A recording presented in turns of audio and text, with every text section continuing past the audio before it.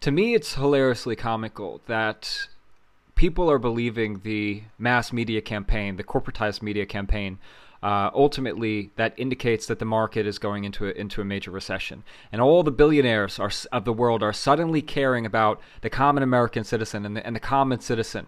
Not once in the history of the world have the billionaires really got together to advocate for an interest that is ultimately in the ultimate benefit of the common citizen. Not once. So now we're seeing this incredible media campaign, this media blitz that is ultimately indicative of that there's a recession, that you should stop purchasing. Amazon's Jeff Bezos just came out the other day and said, think twice about taking some risk off the table. He said, don't buy that TV now. Don't buy that fridge now. There's a reason that all of them are saying this now.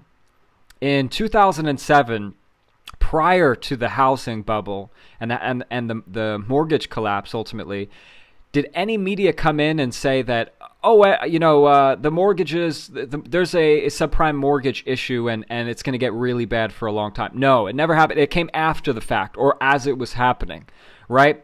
And so, like, even up until the day before the Lehman Brothers collapse, Jim Cramer was out saying, Lehman Brothers, one of the most intact financial institutions in the entire world. And then like 3 days later, it collapsed and everybody lost billions of dollars, right?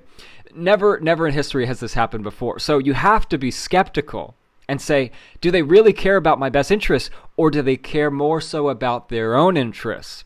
And so you have to think, well, okay, if they care more about their own interests and they're all banding together to say that there's a recession, why? Why do they want you to believe that there is a recession? And why do they want you to stop spending? And why do they want to restrict the economy? And why do they want to tank stock prices? The only logical solution there is that they want to accumulate more at the lowest prices possible.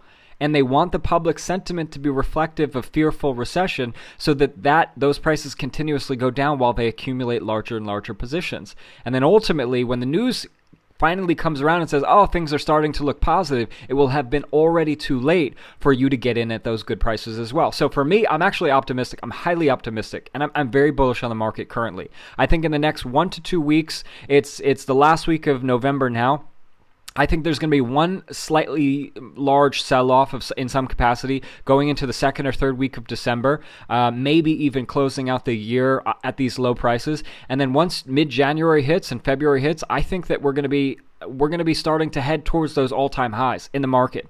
I truly think that is exactly what's going to happen, because the public media campaign and what the billionaires are doing currently to establish this sentiment of recession is indicative that they've got some larger plans here. And that's a play in itself. And you can make that play and you can add to your portfolio or even build a portfolio if you're just entering the market now at these prices. Not financial advice, but that's what I'm going to do.